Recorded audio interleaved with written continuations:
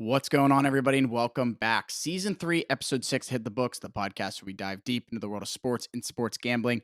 Each episode, we break down all the NFL matchups and trends for the week, provide analysis, and offer up our best bets and betting advice. It's time for Week 5. 14 games this week in the NFL on this that we will review on this week's episode. Some college football games to review as well. The fast approaching NHL and NBA seasons to touch on, and a recap on our thoughts on the MLB playoffs. All this and more coming up soon. Do not forget about our live stream each and every Sunday morning, ready to showcase the top 5 games of the week. Give our winning bets on those live Sunday mornings, 10 a.m. Eastern on YouTube, Twitch, Rumble, Kick, Facebook, and more. So let's jump into this week's episode and introduce my co-hosts, Huff, Ace, and Mackie. Ace, let's start off with you this week. We're coming off Dallas. It's a pretty solid weekend rather. Your Patriots not able to get it done, but we'll jump into that. What do you think? Yeah, a lot of hometown beatings going down. Of course, we had to witness mine taking place. Terrible news following that game as well, with some of our superstars getting injured. You hate to see it, but other than that, I mean, I was hyped about the golf trip. The Yinzers were not ready for the show that Mackie and I put on, and Yinzers were not ready. continuous lead throughout the day just ended in a W. Multiple items being put on the table and never being won from the Pittsburgh side. So you just love to see it. Shout out to the clubs and the course and whatnot. But great time with the boys in person, and ready to break down this week's slate of sports. Good stuff there, Ace. All right, Mackie, let's send it over to you next. What do you got for us?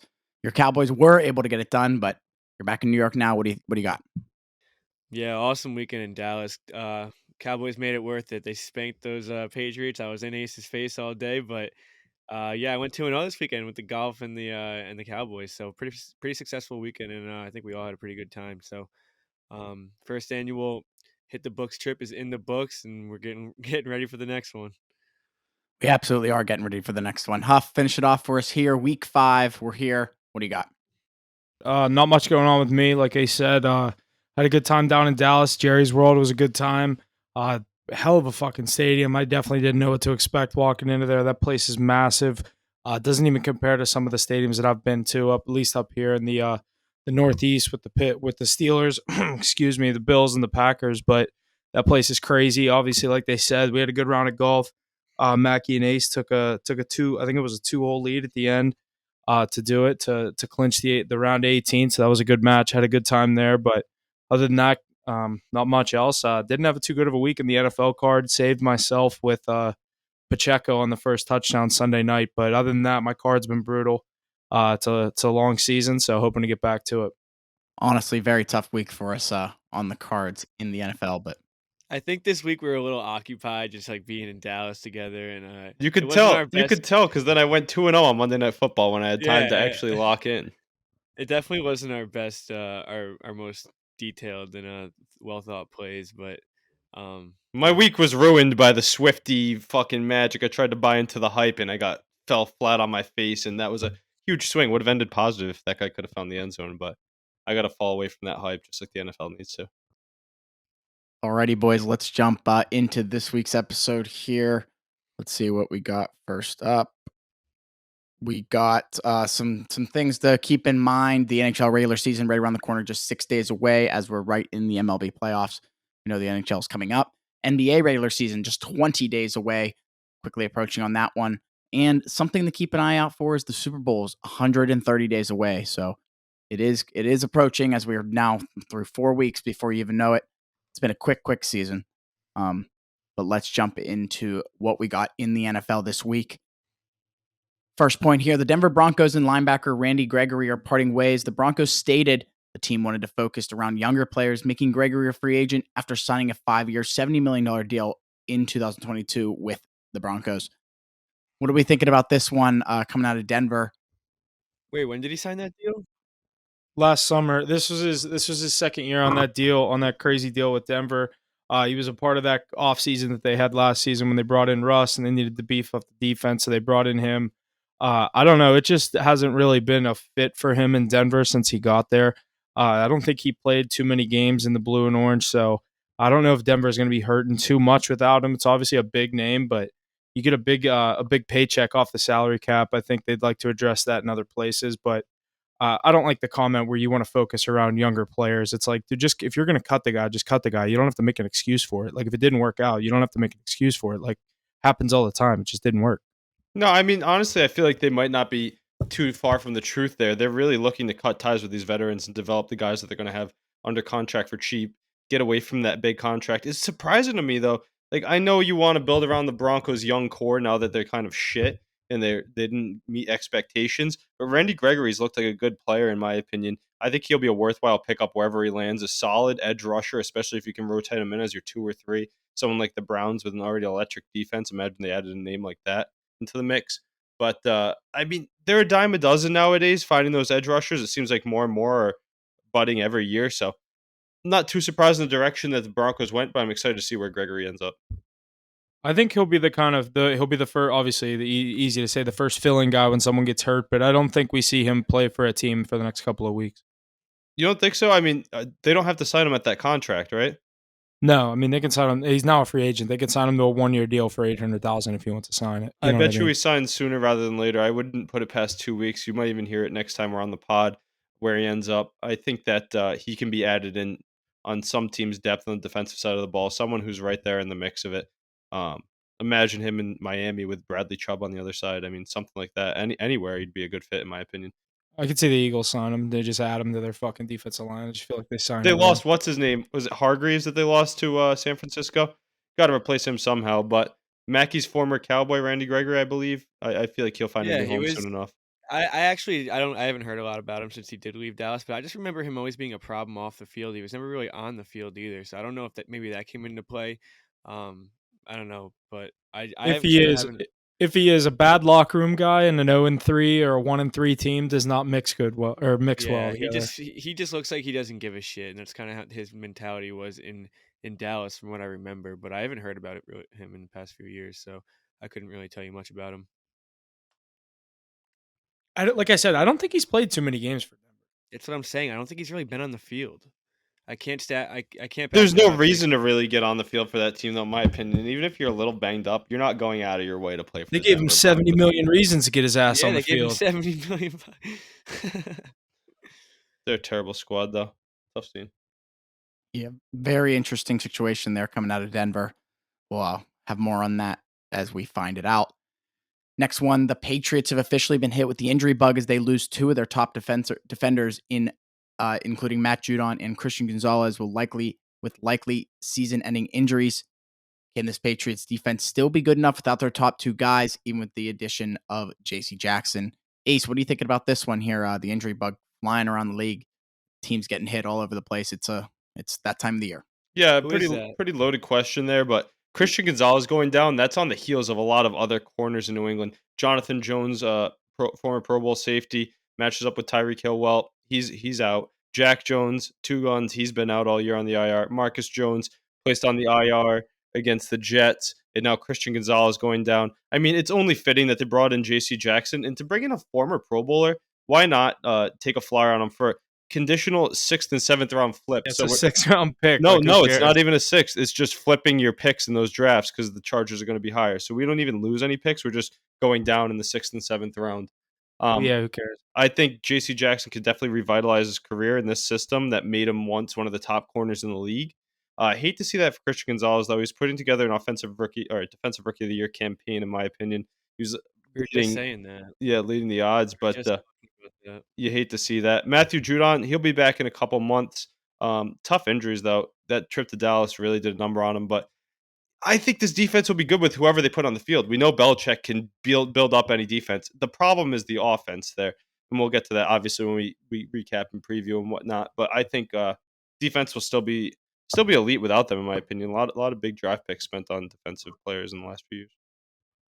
Definitely in trouble, though. You got to think. I mean, you're missing your main face in that defense, and obviously that rookie has been Christian Gonzalez has been lights out. Yeah, the Matthew Judon, not so, even though he's a top end guy. Like I said, those outside linebackers, edge rushers, dime a dozen. Josh Uche putting up double-digit sacks last year. They drafted Keon White.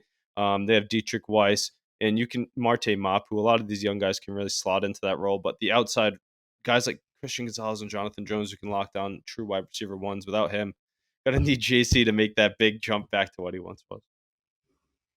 Well, you're gonna have to see. He's gonna have his hands Big full ass. Sunday with Chris Olave.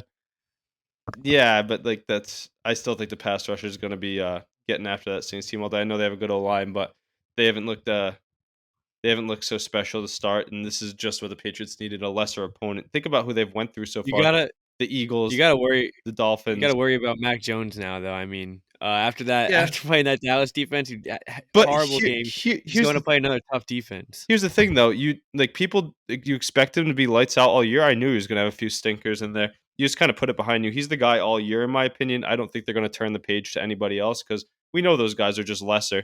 I think you just ride it out. I don't mean turn the page. I just mean like you got to worry about him being your franchise quarterback if he's not getting the job done. I mean, He's not the franchise quarterback. He's off his contract after this year, so he's really just auditioning for a new contract. So far, not so good, but he's going to get a lot more chances to produce, and I think he can have a solid week this week. I think these two teams are pretty similar, just in very different situations. Good stuff there, boys. Here, another point about an injury. Colts running back Jonathan Taylor, who was on the PUP list due to an ankle injury, practiced today in Indianapolis and is back healthy. Is Taylor going to help this young Colts offense take it to the next step? Already playing some pretty all right football. A fun team to watch so far this year. What do you guys think? Is he going to be a good addition, or is he going to possibly ruin that little mojo they've got going on? Yeah, I'm excited for this Titans Colts game that we get this week. Obviously, divisional matchup, AFC South. The Titans have been a pesky team. The Colts are kind of doing a little better than most people expected, I would think, to this point. Anthony Richardson's been dominant when he's played, even though Minshew picked up the one win in Baltimore. So I'm really excited to see the duo of Anthony Richardson and Jonathan Taylor out there. I've been on this Colts team the past couple of weeks. They burnt me last week against that Rams team. They were down and teased me with the comeback, and then just couldn't get the job done at the end. But I'm really excited to see this dual rushing attack of Jonathan Taylor and Anthony Richardson. Huff, you're so high on Anthony Richardson. I am too. How fun is he to watch? Guys just played great football. I liked what Zach Moss was doing on this Colts team. That's why I'm kind of interested to see how they use him. Maybe you could sell high and shop him, but maybe they shop Jonathan Taylor instead. I know all those rumors are still swirling around, but I'll have to see if he actually suits up for them and how he does. I don't think he's going to be with the Indianapolis Colts too much longer, Mackie. I don't see that happening. What do you think? Who JT? Yeah. I don't really know about that. Obviously, well, I don't really think he'll be there much longer either because of the things that went on with him and Jim Irsay. But I'm really excited to see him get back into this offense, especially with how offensive heavily they are now with Anthony Richardson. You got two running options now. Bringing Jonathan Taylor back in, people kind of forget about who he was before that ACL injury. I mean, he's definitely up there and one of the best running backs in the league, and he's just going to add to this offense. I'm pretty excited for it. Yeah, you're not wrong. That's a good point. I wasn't thinking about it. Jonathan Taylor obviously once was electrifying. I was never too high on him, but maybe his usage was just too high the last few years. Even in college, he got a lot of carries. I think he might have led the NCAA in them, honestly. But he's an elite runner, and if you can get a guy like Zach Moss to take those big hits off him and lighten up the defense, because we know Zach Moss is a bruiser, maybe that Jonathan Taylor 5 weeks off, he might be coming back hot. So it'll be interesting to see it. Always happy when a superstar can get back on the field. Yeah, I think Steichen's obviously using his guys right, and I'm excited to see him be able to have the skill players out there with. I mean, I'm not saying Pittman's the greatest receiver. I think he's a nice option to have for a young team. He's definitely not a one, but Pittman, Richardson, Jonathan Taylor, getting their likes back of that good defense that they have. I like what's going on in Indianapolis, especially the guy as the head coach. Yeah, I think Pittman's a little underrated, to be honest. I think he is too, Mackie. I don't know. Every time I say that, I get like chirped. So that's why I always like passively defend myself before I even finish my take because I usually get ripped for that. I think he's decent. Dude, he's not because he's not obviously like the best. He's not one of the best number ones in the league, but he is a number one receiver by all means. Like he deserves to be a number one receiver. I think he gets overlooked a lot actually. I like him. Yeah, I wanted the Steelers to draft him. We had a chance to draft him. I wanted us to take him. Who'd you end up taking? I forget. And nobody. I think it was the year whoever we picked in the second round for Najee.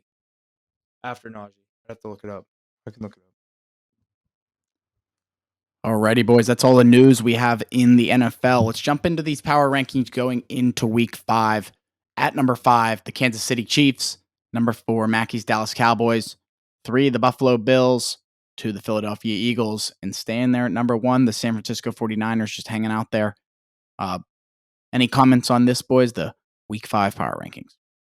Yeah, Chiefs at 5 does seem kind of crazy, but to be honest, they're just not really playing the best football, and these teams ahead of them are playing really good football. We had to edge the Dolphins out this week, but I mean, there's definitely 6 teams that deserve to be in this top 5. It's just somebody's got to get fucked here. But Cowboys strong showing against a pretty decent Patriots team, a good Patriots defense, but they just absolutely rocked them this week. So I mean, I think that made them deserving of getting back in this week.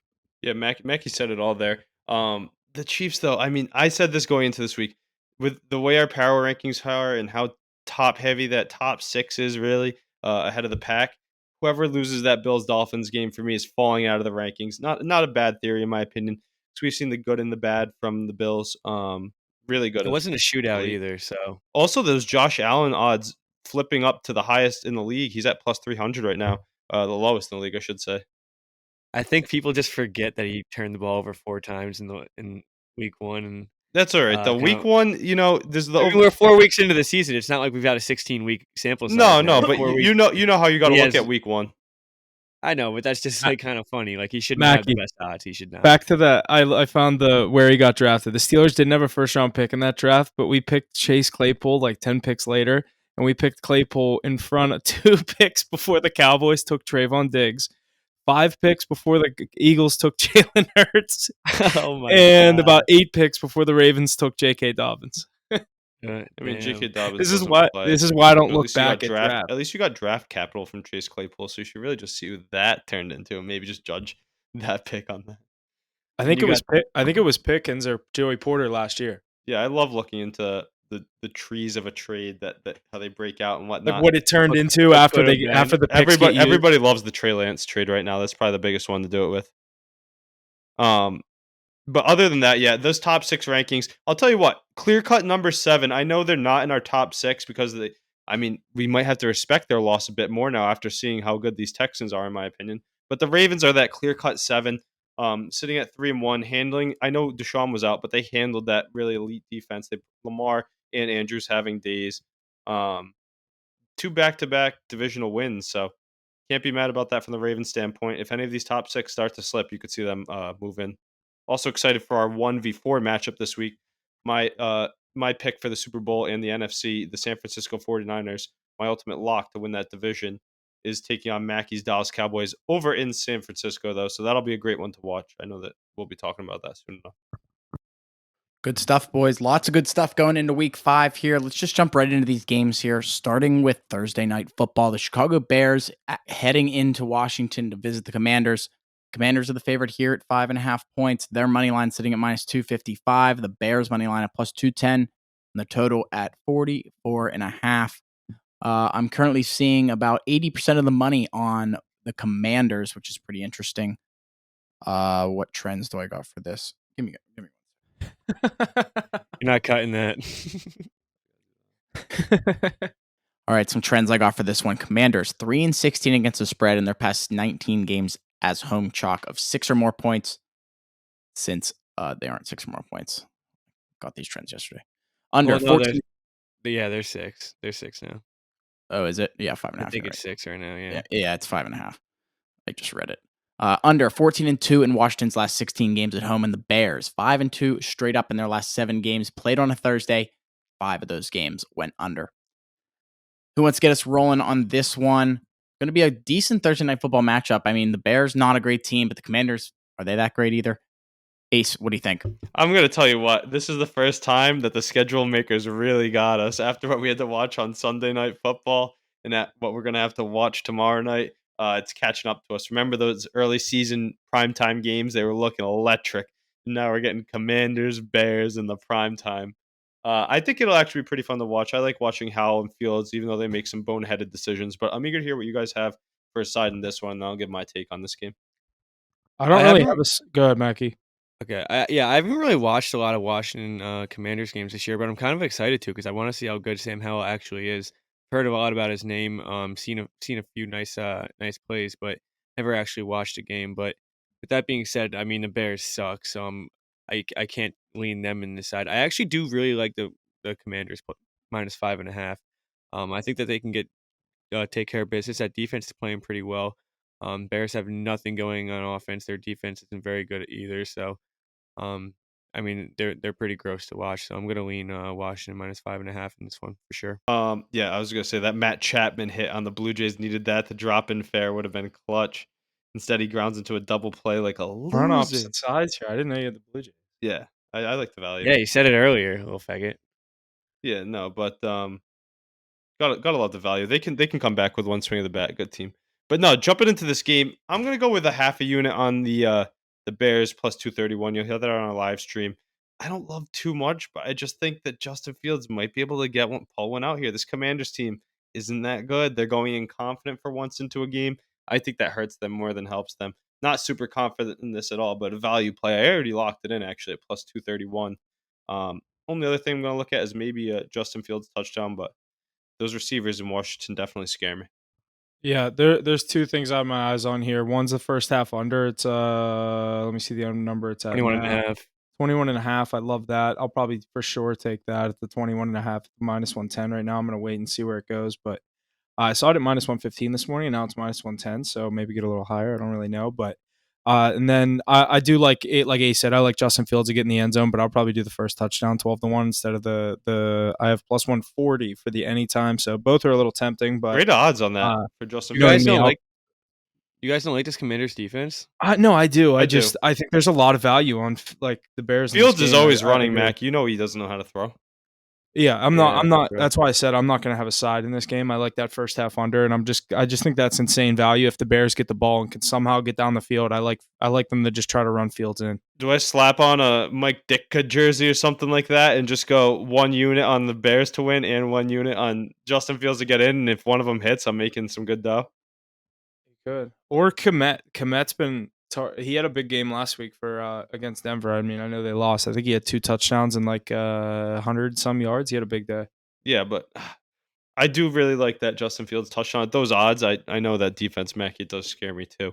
But I just think he's running for his life all the time, and he has the wheels to get in, especially if they get close to the goal line. Yeah, I can't believe it, but I'm siding with the Bears slow slightly, just for the odds. Yeah, I probably will not have a play on the side on this game. You'll for sure see that. That's got to be too many points for the Commanders, in my opinion. I don't know. If the Bears look anything like they did, I mean, dude, they just blew a 28-7 lead to the Yeah, to the but what was that Broncos. final? 31-28. One-score game. Yeah, they were right They there, didn't and I score. think the Broncos. I mean, the Broncos and the Commanders are a pretty even team, as we saw when they played. Yeah, I know what you mean. Alrighty, Thursday night football there in Washington.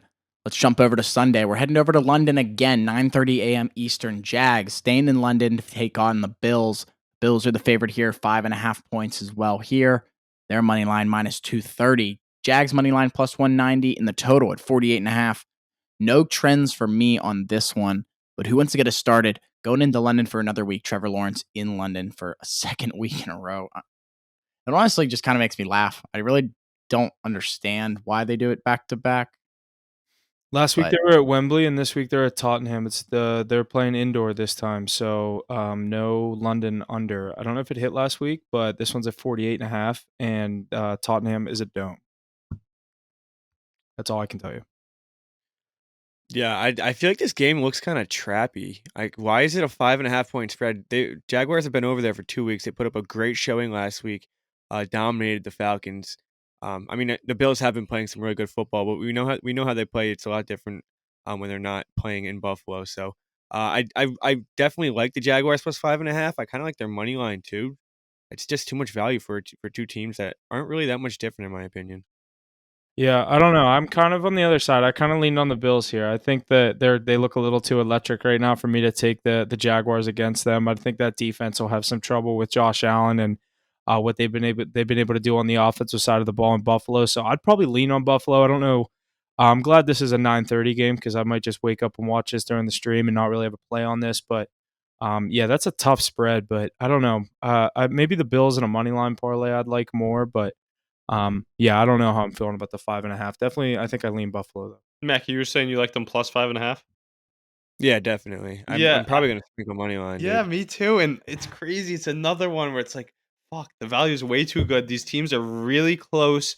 I think in my rankings, I know the Bills are jumping up ours, but I think Jaguars haven't played to their potential yet. They have 2 weeks in London now. I love that. That's basically their home stadium. They're there every year. But you've been there for a while. The Bills just had a nice big divisional win, right?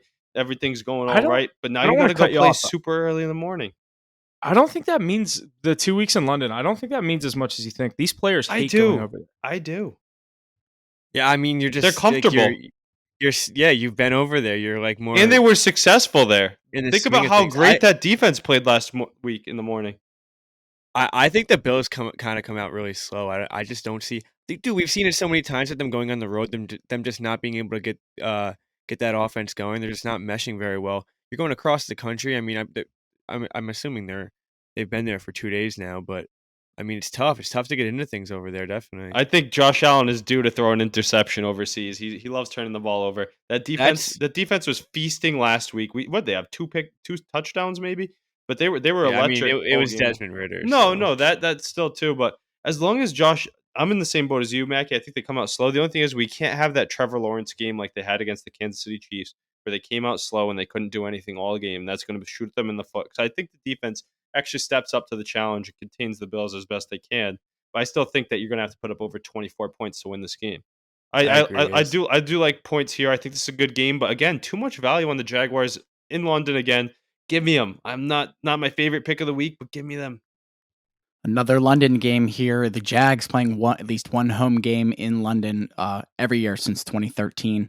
So pretty interesting there. Let's jump into this 1 o'clock slate, though. The Texans and Falcons are the first one up here. The Falcons are the favorite. -2 for them. Their money line at -126. Texans money line at +108. Total 41.5.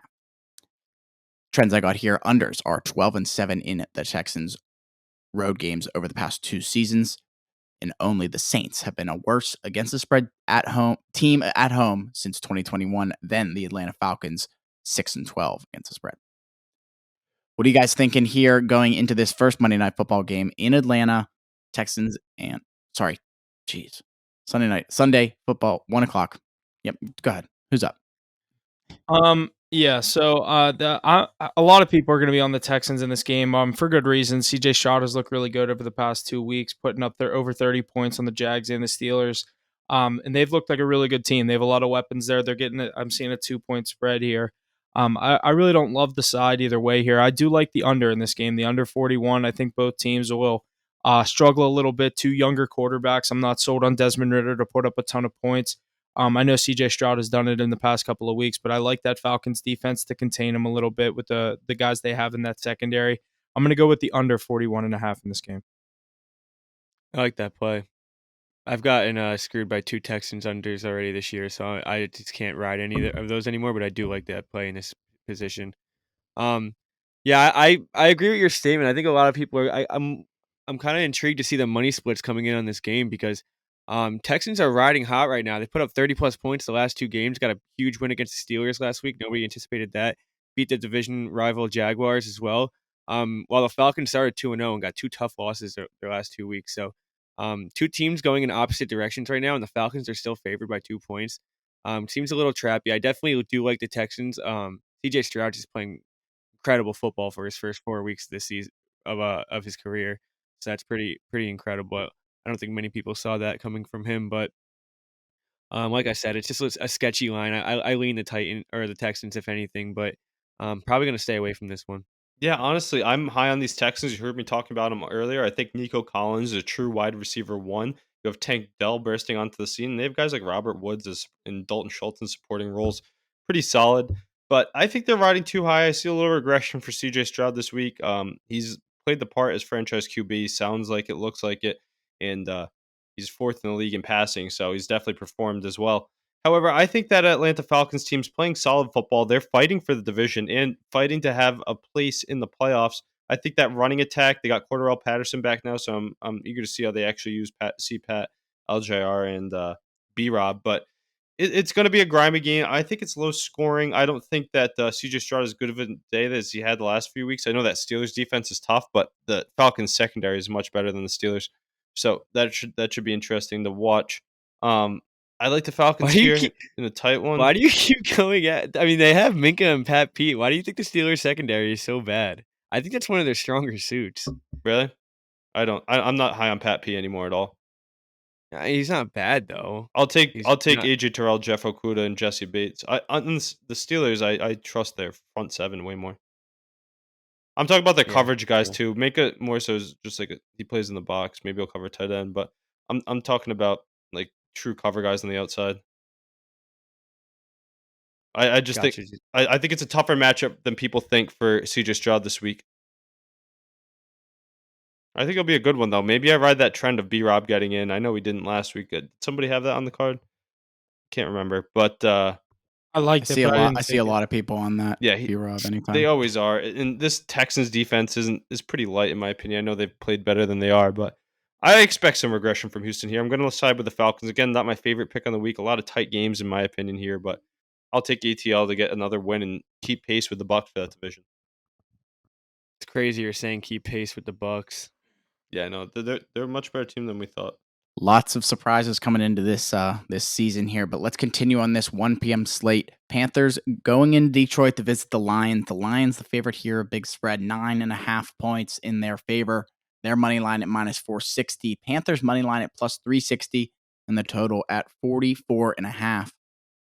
The trends I got here: the Panthers have lost 11 of 12 games versus top 10 rush offenses since the beginning of 2021, the worst in the league. The Lions have covered 8 of their past 11 home games and 6 of their past 8 when favored. 9.5 points here for the Lions. Do you guys like this spread? One of the larger ones of the week. I see a 10.5 on the board coming up. What are you guys thinking here? 1 o'clock in Detroit. If you can go. Yeah, I'll start us out here. This is obviously one of the uglier games of the week. I don't think anyone's actually going to have a play on this unless you're taking that big spread with the Lions, which I think they could end up covering, but I mean, I can't do it with the big spreads. If anything, I like I like this to go over. I was just looking at how many points the Panthers have put up in each of their games. I think they've put up at least 17 in each of their spots. Playing in a dome in Detroit, Detroit's able to put up points at home. I'd go with the over 44.5 in this game. Might even make a little 2-leg teaser with that other under I was looking at with Houston and this over and try to get some a couple points going in my direction. But I like the over in this game. Yeah, I like that play as well. This Panthers team is pretty damn bad, and they're getting Bryce Young back this week, which is probably a bad thing for them. 9.5 point spread's just a little too much for me, but the Lions should roll this week. This is just a get through the game, get a W on your in the column, and move on. I could see Panthers put up about 14 points in this game, or just a bunch of field goals. I could see it. Are they away from home this week? This game's in Detroit. That's probably better for the Carolina Panthers. I Yeah. don't know if you guys saw the booing going on last place. Butthurt Miles Sanders taking offense to it. But they're getting Chuba Hubbard involved too. This team's trying whatever they can to get anything going. Adam Thielen, his resurgence is real, huh? I like to see him eating for the Panthers, but I'm with you guys here. I think this Detroit team has been too strong. I'm not super high on them, but I'm high enough on them to get the win here handedly. I could see this being a 10-point spread and never in doubt all game. I'm looking for Jared Goff to have a good week, especially without J.C. Horn. I feel like they're going to end up trading Brian Burns kind of soon. Jesse said Brent Burns last week. Carolina Hurricane, great. But Brian Burns, I could see him on the trade block for the Carolina Panthers as one of the best players in the league, stuck on a rebuilding team. Yeah, this can be a snooze fest. Yeah, you guys said it. Going to be a snooze fest. Going to be a tough one to watch here, but it's just another one of those 1 o'clock games. So let's keep on trucking on. Titans and Colts next up in Indianapolis. The Titans are the favorite here, -1.5 for them. Their money line -124. Colts money line at +106. Total sitting at 42.5. Trends I got here: only the Saints and the Giants have cashed under tickets at a higher rate since 2021 than the Tennessee Titans. Titans at 63%. Colts 1-5-1 outright when favored since the beginning of last season.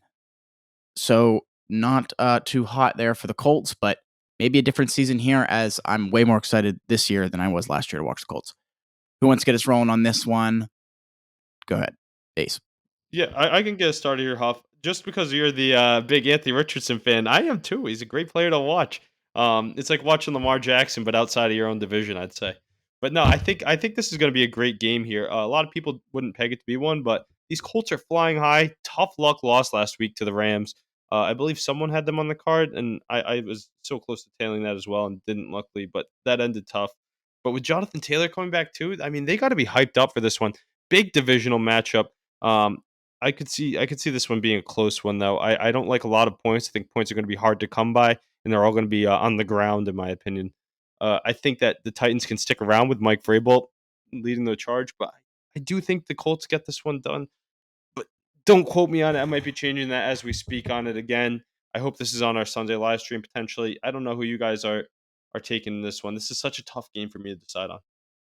You ever see the meme of the guy slamming down the credit card like they can't take your money fast enough? That's I'm doubling down with the Colts here. I love them in this spot. They're at home. I like you said, they're getting Jonathan Taylor back. I'm big on Anthony Richardson. I like this rush offense. I don't think the Titans defense is going to be able to do too much to contain the speed that they're going to have on the offensive side of the ball. I don't think there's going to be a ton of points. I think there's going to be a lot of rushing going on with Derrick Henry on the side for Tennessee, not having his best season. I think he has a good game Hi, against Jay the Colts Spears too. defense. Exactly. I think Tennessee runs the ball a lot. I think the Colts are going to use a lot of running the ball. I think the Colts could win this game. What's the over under in this game? What do they think it's going to be? I could see like 20-17. Is that under? I feel like It's that's under. still a lot of points off for this game. I don't know. I'd probably take Anthony Richardson to score another rushing touchdown, but now it's going to start getting scary with Jonathan Taylor in the backfield. Yeah, it's gonna be tough. I don't know. You think that him and Richardson mesh right away? They have the skill to do it, but they're such two premier runners essentially. That's kind of what I was gonna say. I mean, I think they kind of got to get Jonathan Taylor back in the swing of things.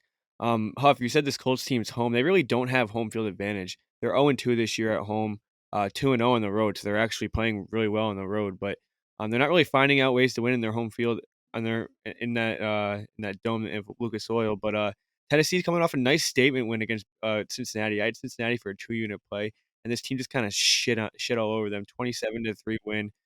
Derrick Henry threw a damn touchdown pass and Joe Burrow didn't. So that just says everything about that game. Tennessee's riding high into this game. They could fall flat in their face, but I don't know. I do kind of like them in this game. Minus 2.5 point spread. I think they'll cover it. Nice divisional game here, though. I Yeah, think. this one's gonna be a slugfest, I think. And Mackie, how hard is it to bet against the Titans? That's like one of the scariest teams to play against. Mike Vrabel has them competitive in like almost every game. They're not that great, but they're somehow there. Tannehill's not too shabby either. Flies under the radar is decent. And Gets the job done. He yeah, just does enough. yeah, he's not great. He's not terrible. Just another form of Kirk Cousins, but he's down there, and Mike Vrabel's got him fired up. Look for this one to be a tight matchup. It's going to be a hotly contested one. I bet you this is going to be on your TV last in the 1 o'clock slate. Definitely another one of those matchups. Who knows what's going to happen. Let's keep on going on here. The Giants and the Dolphins in Miami are next up. The Dolphins, the favorite here, I think the largest spread of the week here, 10.5 points. Their money line sitting at minus 590. The Giants money line at plus 430. The total at 48.5. Here are my trends. Dolphins, 12-2 straight up in their last 14 Sunday home games. And the Giants have failed to cover 5 straight games. Curious to hear what you're thinking here. Ace, why don't you start us off on this one in Miami?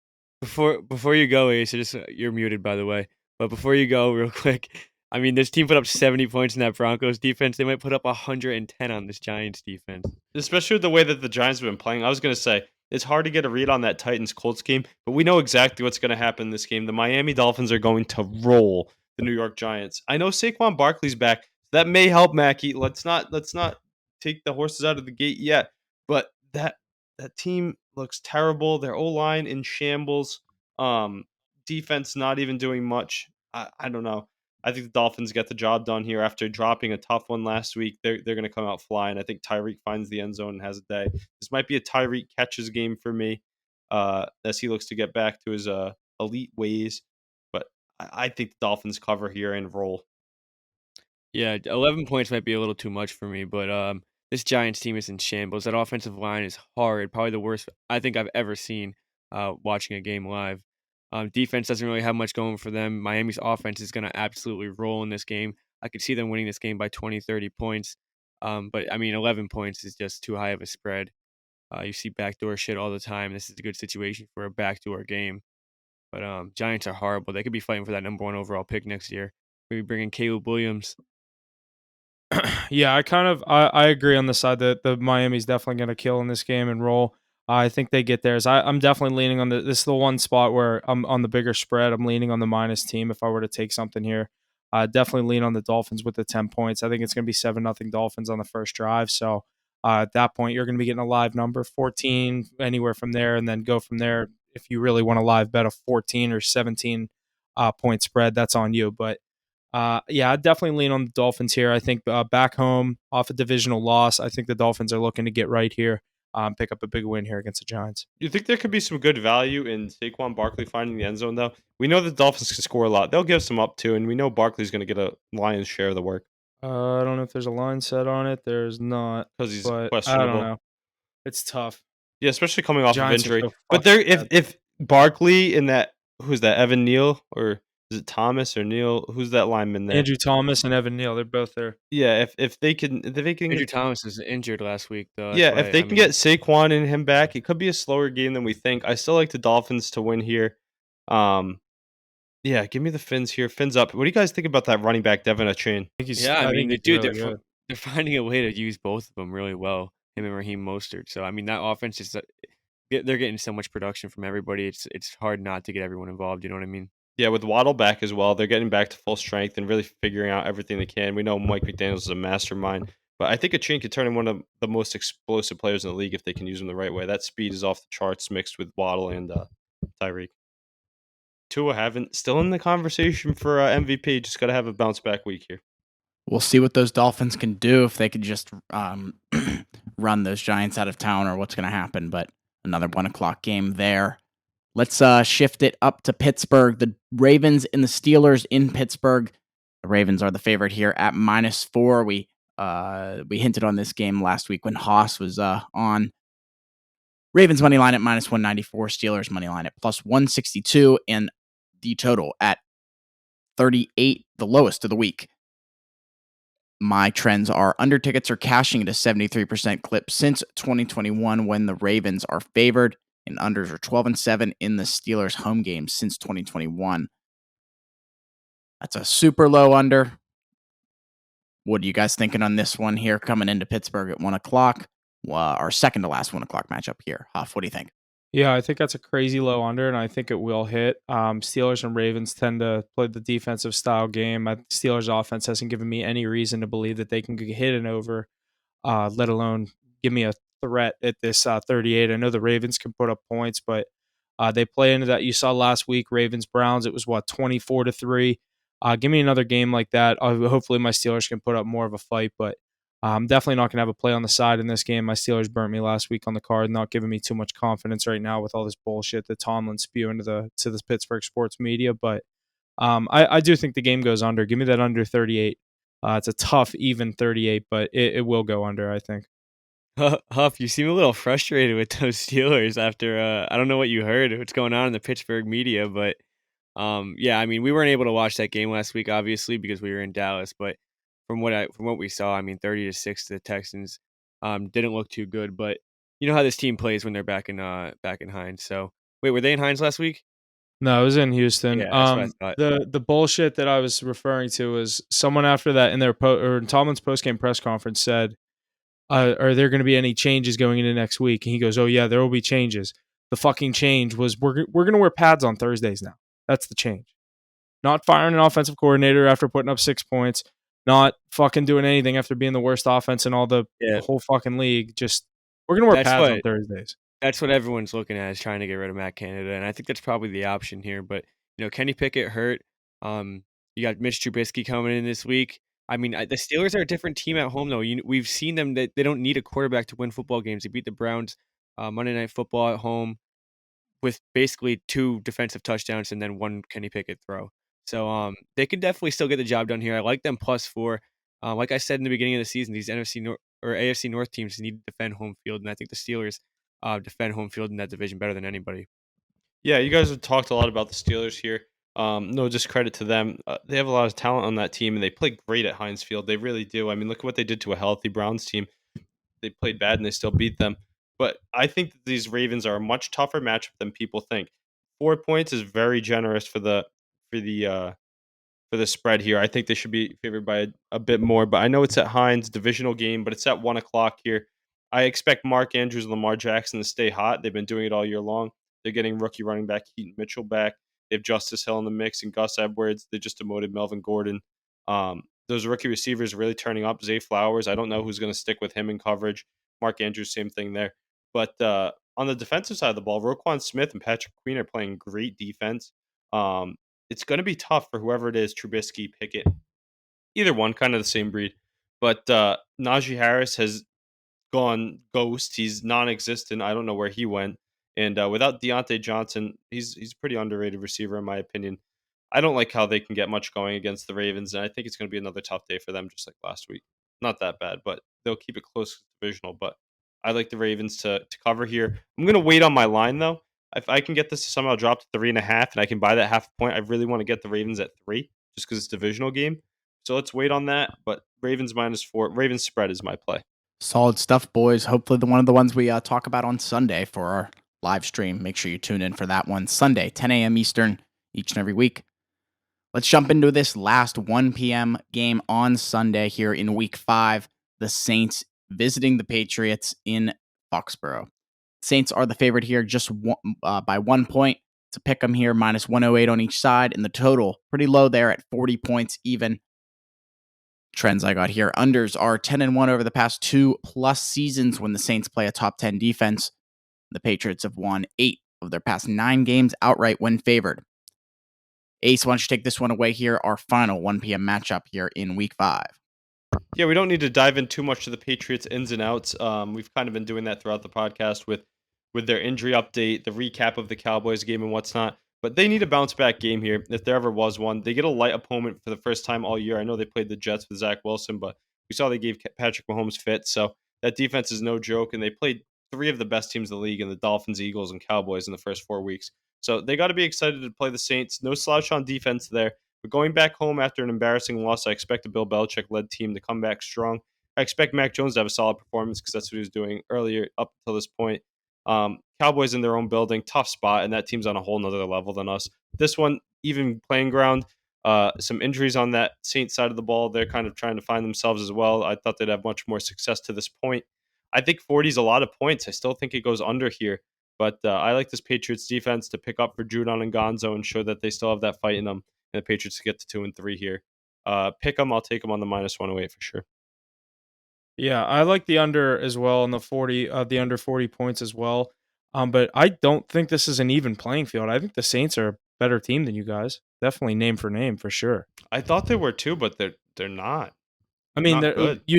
like you're. I mean, I Yeah, know what you mean. Even Saints, matchup, Especially but with you they're- losing you guys losing some defenders. Like, Yeah, I think I that's the- definitely for the think the Saints Patriots, are the going to be the defense better is team on replaceable. Sunday.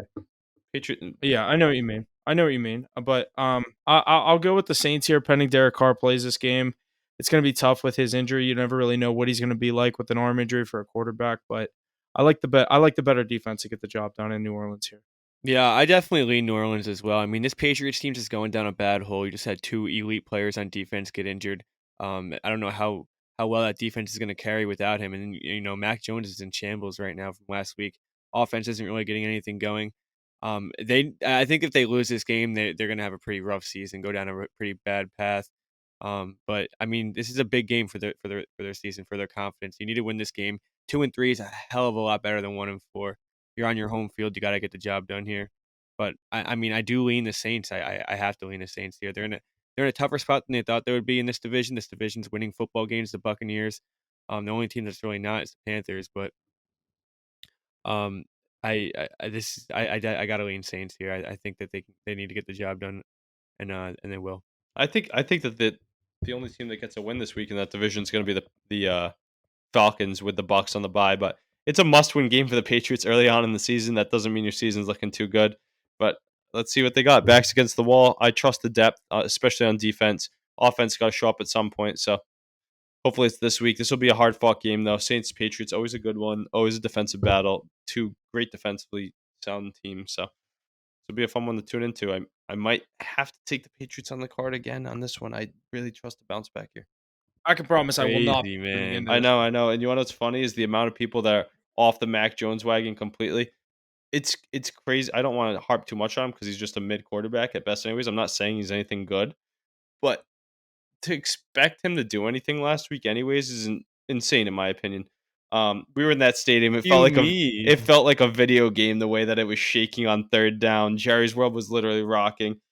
He was due for a bad game against either the Eagles, Dolphins, or Cowboys. So glad he got that out of the way. I think he can bounce back here.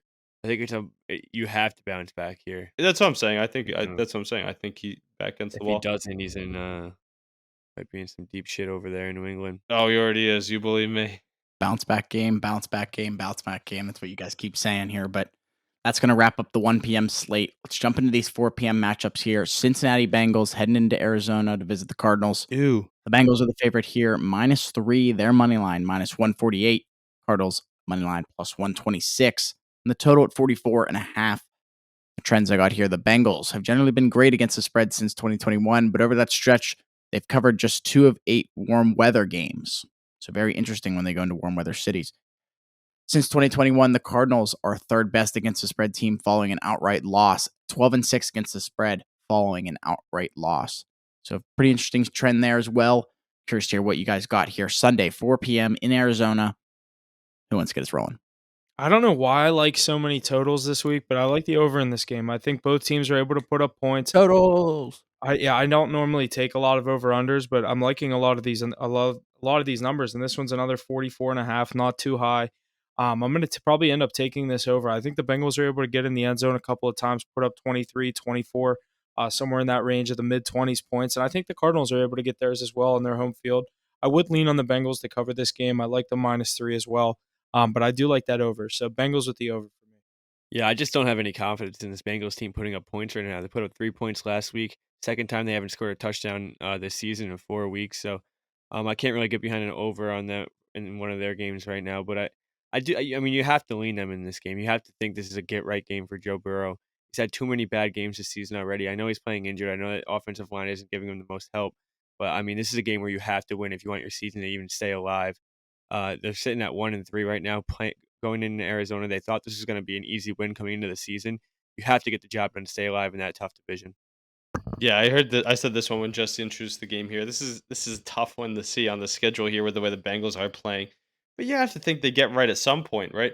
Joe Burrow, I know he's playing the season all hurt. They're not going to disclose that information, but you got to step up to the plate here. If the Bengals have any hope in staying alive in that division, it starts with a win here this week. They're just doing the Steelers favors by letting them hang around in second place in that division. So I expect them to get right here. I'm not putting my money on them anymore. I can't do it again. Mackie and I got burnt last week. I've been burnt by them a few times. Not betting on them. I'm telling you, don't bet on them. But I am telling you, I think they win this week. But those Cardinals love to cover. So it will not be a fun one to watch. Well, it'll be a fun one to watch, but not if you have money on the Bengals. But I'm not putting my money on Joe Burrow until I see he's 100% healthy and beats a good team sound. Solid stuff there, guys. The next game up here, Eagles and Rams in LA. The Eagles, excuse me, are the favorite here. 4.5 points for them. Their money line at -215. The Rams money line at +180, and the total at 50.5. The trends I got here: Rams are 2-12-1 against the spread in their last 15 games against Philadelphia. Eagles 24-3 straight up in their last 27 games is the favorite. And the Rams 5-1-1 against the spread in their last 7. Ace, why don't you get us rolling on here on this one? Eagles heading all the way over to LA to visit the Rams. Yeah, What do you got? Eagles going across the country here to go play some football, but I mean those Rams are playing great right now. Puka Nacua, offensive rookie of the year, he's looking like. Cooper Kupp coming off the IR. They just got a nice win over a solid Colts team. Matt Stafford looks healthy, chucking the rock around, and they got McVay and Donald there too, so you can't complain too much. However, on the other side of the ball, I'm going to look at the Eagles. 4.5 points, disrespectful again. This team is not getting enough respect this year. It's not getting enough respect from us. I know they haven't been playing up to their standards yet, but they're undefeated, and I think they're only going to keep playing better. Their best football's in front of them. I think the Rams kind of show their true colors here. I don't think they're a playoff team. They're in the playoff conversation now early on, but I don't think they're a playoff team at all, and the Eagles will show them that this Sunday. I like them to cover this 4 easily. I'm going to buy that half point naturally just for peace of mind. I think they cover this one. A.J. Brown will find the end zone. He's looked unstoppable when they can get him the rock. Jalen Hurts with that tush push is impossible to stop. So much talent on this loaded roster. I expect them to get to 5-0 here. Not a Birds fan at all, but I think Philly's a good team. Yeah, I think this is a tough game for the Eagles. I mean, like you said, you're going across the country. This Rams team has been playing some really good football, coming off a nice, electric OT win in Indianapolis last week. And now they get to go home. Like you said, Puka Nacua, Kyron Williams, these guys are just stepping up, making this offense really well. Matt Stafford obviously doing his thing. He has a Super Bowl for a reason. I just think that Eagles offense could have a really nice field day with that weak LA Rams defense. We've seen them kind of get torn apart a few times this year, and this Eagles offense is definitely one to reckon with. So if they get something going, I think it could be a little scary, but I definitely do lean the Rams here, plus the 4 points at home, maybe even for the money line. But I'll be safe with the 4 points here. Give me the Rams plus 4. Yeah, I'm kind of on the same side as you, Mackie. I like them in this spot to come home and kind of put up a fight here. I'm actually leaning more the money line, them to get the win here.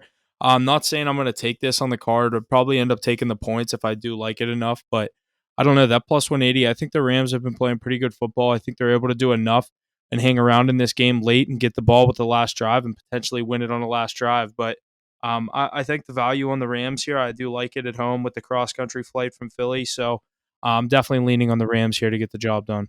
I'm hyped to see Cooper Kupp and Puka Nacua come out of the same wide receiver sets. I think they're going to be electric. I like Tutu Atwell there as a 3 as well. I like Tyler Higbee, and Kerwin Williams is stepping up to the plate. But I really think that the Eagles soundly win this game. What's it going to take for you guys to believe in this Eagles team at all? What are they going to have to do on Sunday for you to take them legitimately as an undefeated team? I know I believe it. I know you're high on the Rams and whatnot, but what are they going to have to do this Sunday for you to buy in? No, Nothing, I believe in this team. Like, I believe me. I've watched football for the past 2 years. I know what they're capable of, and they're in the prime time every week. Like, this is their first non-primetime game that they're going to have to see. And that's another thing. Like, are they used to playing at 8 o'clock? They play every week on Sunday and Monday night, Thursday night football. So, I don't know. I like the Rams in this spot. I think a little Sunday afternoon spoiler for the Eagles, who haven't lost a game since the Super Bowl. Give me the Rams on the money line. The Eagles haven't been tested yet this year, and even like in their games, like their offense has not looked like the same offense as last year, aside from maybe that Vikings game where it was pretty prolific and only the second half, to be honest. So until they really show me beat a really good team, which even this week is not a really good team. I don't even think if they get the win this week, they've really proved anything to me. But I sent their schedule in the group chat a few weeks or a few days ago. They have Cowboys, Bills, Chiefs, Niners, Cowboys 5 week span. That's going to show me how good this Eagles team actually is. And if they can go even 3-2 in that span, I think they're actually just as legitimate as last year. Yeah, I like that take a lot, but there's a reason that you and the rest of the Cowboys Nation have the Eagles game circled on your calendar. Class of the NFC last year, I like the Niners, and I think the Cowboys have a better roster, but until they lose a game, I'm not going to jump off the train. I know they haven't played their best ball yet, but they're too talented. They're putting up a lot of points, and they're still not even playing great. Scary, scary, scary team. Good things going on over there in Philly. This will be a good one, I think, on Sunday, though. Going to be a great Sunday matchup here, 4 p.m. Eastern. Let's jump into another one here at 4 o'clock. Chiefs and Vikings in Minnesota. The Chiefs are the favorite here at -4. Their money line at -200. Vikings money line at +168 and the total at 52.5. The trends I got here. No team in the NFL is cashing over tickets when on the road at a higher rate since 2021 than the Chiefs. 68.4% there. They're cashing the overs on the road. Also, the Vikings have failed to cover 7 of their past 10 games following an outright win, so not good for the Vikings following a win. Chiefs -4 is the question here. Who wants to get us rolling here? Huff, what do you think? Yeah, I'll start us out here. I do kind of lean on this Vikings team at home. They got a good win last week. I know it was going to 0-3 bowl. They needed that really bad. But kind of like Mackie said, going 2-3 is a hell of a lot different than starting your season 1-4. I know you're going up against a Chiefs team that just didn't look like themselves against the Jets on Sunday Night Football this past week, but I don't know. Minnesota's not an easy place to go in and play. I think a lot of stuff's going on off the field with the Chiefs. I know they've just continued to roll, but I don't know. I kind of like the number with the Vikings here. I think that they're able to keep it close and cover the 4 points. I think we could see a very similar game to what we just saw on Sunday Night Football. Chiefs pick up maybe a 3-point win, but I would not be surprised if the Vikings win this thing at all, Mackie. I don't know which way you're leaning on this one, but I don't know. I'm kind of tempted to take the Vikings here with the points. Yeah, I mean, the Vikings getting their first win under their belt. They've been in all these games. They went head-to-head with the Chargers. Eagles kind of blew them out, but it was a weird situation in that one. Eagles definitely little brother, the Vikings every year. Yeah, definitely. But this definitely this is not easy for the Chiefs, and the Chiefs, I mean, they don't win when they do win football games, they don't win them by much. I mean, Jets by 3, I feel like they haven't been really It was the blowing teams Bears. The out. Bears was the one they just blew out. Yeah, That's right, the right, Bears. right. That doesn't really count. Right, it's the Bears. But I don't know, I feel like they haven't been blowing teams out like they used to in the past. Pat Mahomes just seems to be doing enough to get his wins because he's Pat Mahomes, best quarterback in the league. But I could definitely see a really close game here. We know how the Vikings love to play one possession games.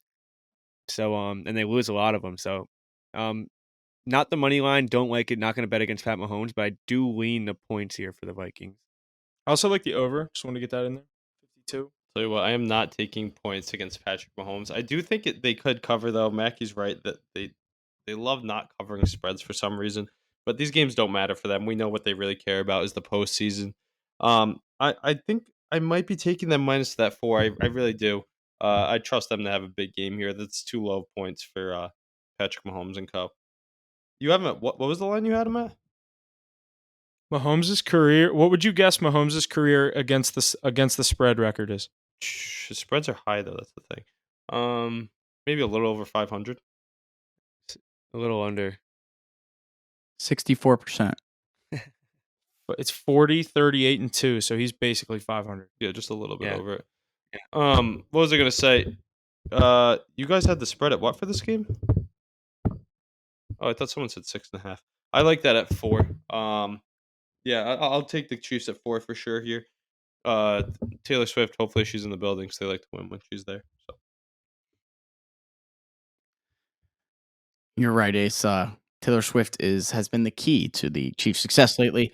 So we got to keep an eye on her and see where she's at before we make our bets. But you got to bet smart, you know?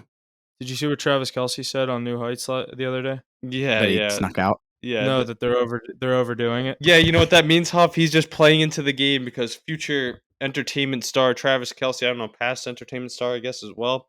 He knows how to feed into the media. When he says that, there's just going to be even more coverage of it. I mean, he's doing that for views of his podcast, but like, it's like you knew what you were walking into dating fucking Taylor Swift. He Yeah, what has did you to say And that. then, and then announcing it on one of the biggest sports shows in the country. Or his brother did. His brother announced it on McAfee. Yeah, but no, actually, New Heights is the number 1 ranked sports podcast. Actually, Love that. Alrighty, another 4 p.m. matchup here to wrap up the slate. The New York Jets heading to Denver. The Denver Broncos. The Broncos are the favorite, -1.5. Their money line at -130, and the total at 43.5. Jets money line at +110. Not a game I'm particularly excited about. No trends from me. Ace, why don't you get us rolling? Definitely not a game I'm going to be betting on. Probably a game that I'm not going to be watching too much of, unless it comes down to the wire late. But there is some really good narratives here. Oh, sorry. But you have Sauce Gardner going up against Sean Payton wearing the bucket hat and whatnot. Everything coming out of training camp. So there's gonna be some bad blood between the two sides, and I don't know. Both teams' seasons not looking as they expected them to, and I don't think Zach Wilson really showed me much in the prime time last week. He had one good drive, in my opinion. Um, I like an under here, if anything, but this is gonna be a boring game, in my opinion. Nathaniel Hackett against Sean Payton. Well, it's not really Nathaniel Hackett, but you know what I mean. Yeah, definitely a lot of bad blood here. Shit talking before the season started. I'm sure they both had this game marked on their calendar, but I didn't think they'd both be 1-3 going into it. But kind of a shitty game. I think let's see Zach Wilson ball out again. Maybe he could do it. Give me the Jets +1.5. Give me their money line. You're definitely not betting on that game on your card, though. No. We're talking just Yeah, just for the sake of it. I don't Yeah. think he lives up to the expectations. If anything, I think Russ has a better day than him. He has way better options too. I know Garrett Wilson's great, but the rest of that side, I like the weapons on the Denver side. One fantasy tidbit for you. What's his name? Jaleel McLaughlin, I think maybe his name is the running back for the Broncos. If Williams is expected to miss time, he looked pretty good last week. I think he was like a 6th-round rookie, and had a good day. So expect for him to be involved in the offense a bit more. yeah, I kind of like the Broncos to get the job done here. Bias aside, Big I'm just not- Big I mean, surprise. I'm just not buying what I think Zach Wilson won his Super Bowl last week covering a spread on Sunday Night Football. The Broncos had a big comeback against a really shitty team. They needed that win. I just think Mile High is not an easy place to go into and play. I think Russ has a pretty decent game, pretty average game, enough to get the job done. a 1.5 point spread. I'll take the home favorite in Mile High every time. Give me the Broncos money Are line. you or are you going to minus think 1.5. about carding this off? I probably will. I actually like the Broncos too here. I really do. Huff, what would have to happen to the Broncos for you to just like hate them? Dude, Russell Not at Wilson all. would have to be believe me. cut. Believe me, I already am like I'm not really even like a fan of them that much. I don't think Zach Wilson can do that 2 weeks in a row. No, I and just I don't. think that the I don't think Broncos he's can even put up gonna. points. I don't think he's gonna have to at all. I think that Jets team is also just. I think it's way more rounded than this Broncos team. They're more fit for winning. They're more built for winning. Zach Wilson just needs to play half the game as Russell Wilson, and I think they'll win. I think there's too many I like the weapons on the Broncos. Broncos side of the ball for Sauce Gardner to cover. Too many mid weapons. Jerry Judy's just not. I like Cortland Sutton and Marvin Mims. Cortland Sutton, he's probably going to be shadowing him. I'm assuming, but I mean, I'd agree. I don't think they have names. I don't really think they have Big elite names. receivers. Yeah, no, Yeah. I kind of like the Broncos here though. I really do. Yeah, no more Randy Gregory though, so maybe Justin Simmons will have to carry the load. I also just think Sean Payton's having the most clown season ever, and it's just Yeah, this is a A cherry on dagger? top. Is losing. Yeah, Yeah. exactly. yep. Imagine the memes or gifs that Sauce Gardner's going to have waving by to him when they knock him out of playoff contention at 1-4 early on. If the Broncos can win this game, though, maybe they can turn their season around. It's 2 straight wins. Obviously, they snuck by last week. Probably shouldn't have gotten a win, but it doesn't matter how they got the win. They got the W. And I don't know how their schedule looks coming up, but if they can string along a few games, Russell Wilson can get some confidence in that offense, and maybe they can make a push to a 500 record or something. Meanwhile, on the other side, if Zach Wilson has another game, people will buy in heavy, and if he can win this game, they might have the Jets back into the playoff mix. So a lot of narratives. Oh, There's a lot. We're gonna have to recap this one because whatever comes out of this is gonna be pretty impactful. I already have Jets fans getting hope, dude. They're like, I don't know, dude. Jets could make the playoffs. I'm like, not with Zach Wilson. You lost the game, Zach Wilson. They He lost. literally had They literally one. lost the game. He fumbled the needed game away.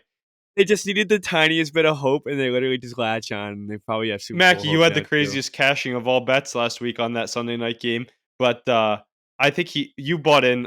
You bought in early, but you bought into them having hope in that game when he had that one drive, and that one drive was elite. But besides that, he didn't show me anything else. Yeah, I mean, it wasn't just one drive where he was good. He was steady for a few drives, but those last few drives were definitely old Zach Wilson.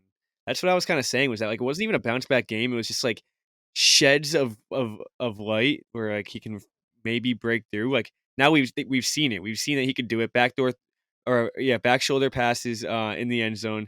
Like he can do it. It's just will he? We knew that the talent was there, though. We really did. That's what made him jump up the draft boards in the combine. But it's a lot more than just skill in the NFL. Mackie, back to what you were saying about the Broncos next couple games. They fucking need to win this one because they go to Kansas City for Thursday Night Football Week 6, then home against the Packers, home against the Chiefs. So they get the Chiefs twice in 3 weeks, and then to Buffalo. Tough 4 weeks stretch there. Yes, I mean, I don't think. See No, that? I don't think his team's that- going to be anything, but I think they can win this week. It's a No, week so by week thing. here's the thing. I thought if their schedule was kind of light looking forward, that they would look at it and be like, all right, we just need to get this one out. We're still Oh, 2-3. Maybe we can win the next few games. I think they're already looking ahead and they're like, we're fucked regardless if we win this game or not. Because you're probably losing at least 3 out of 4 of those next 4 games. Actually playing the Chiefs twice in 3 weeks. I think they'd cover one. Like, be pesky. They could upset. It's dude. Patrick They could. Mahomes. Don't forget who it is. I mean, we've seen crazier shit happen in the NFL. There's still professional athletes. Like I said, Mile High, not an easy place to play. Not at all. Yeah, not even for those fucking Broncos. Exactly. Not for anyone.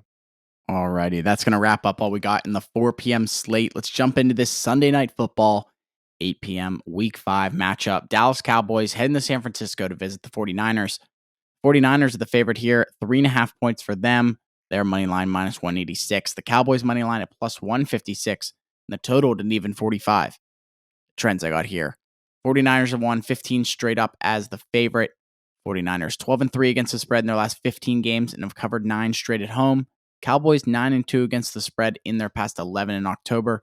And the under is 7-2 in Dallas's last 7 games as the underdog. Or last 9 games, the underdog, excuse me. Mackie, get us rolling here on this one. Sunday Night Football, your boys in it, coming off our week in Dallas. Got to be feeling good. What are you thinking? Yeah, I'm definitely super pumped for this game. It's probably the most anticipated game to this point in the season. I mean, these two teams, this is a real big test for Dallas because everyone knows who the 49ers are. Definitely one of the best two teams in the league, in my opinion. Probably the best team in the league. But I mean, Dallas, they've shown signs of greatness, but they lost to the Cardinals 2 weeks ago. So we got to see which team comes out. This is a huge game. They've knocked us out of the playoffs the last 2 years.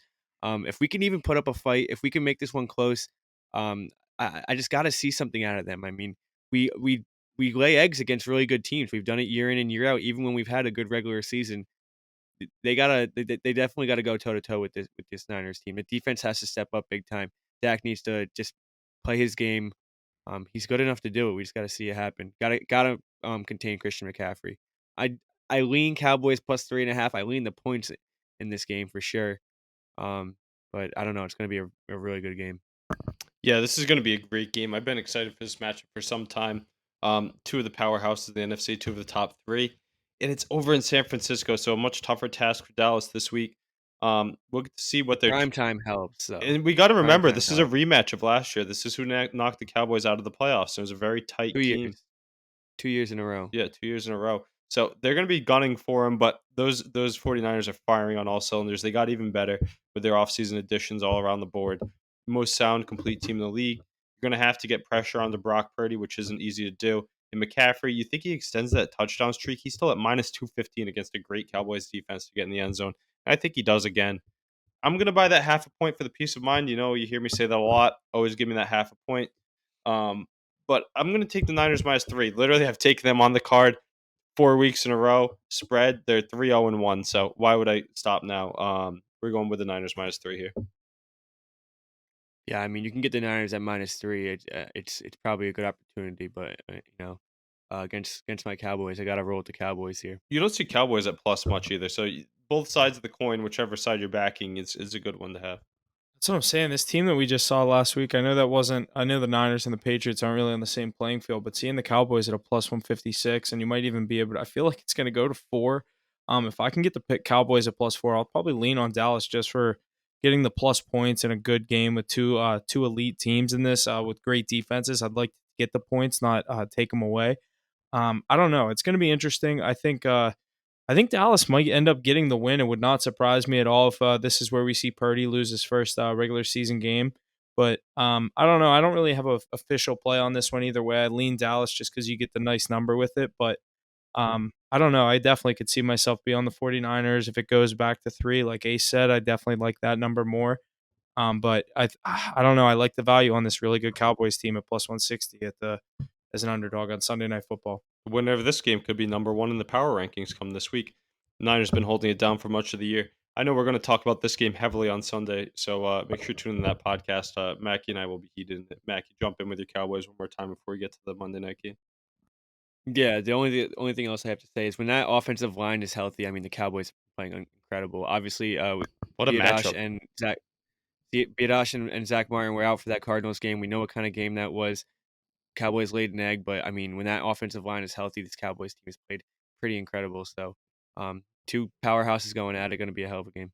The trenches will be great to watch in that one with your great O line versus that one of the most ferocious D lines I've seen in my life in the NFL. So that'll be a fun game to watch. Great Sunday night football game. Shout out the schedulers. Terrific Sunday Night Football game. Definitely want to get geared up for that one with our Sunday live stream, like Ace said. Make sure to tune in for that one. Time for the Monday Night Football game. Packers at Raiders. Heading into Las Vegas, the Packers are the favorite here, -1. Their money line, -116.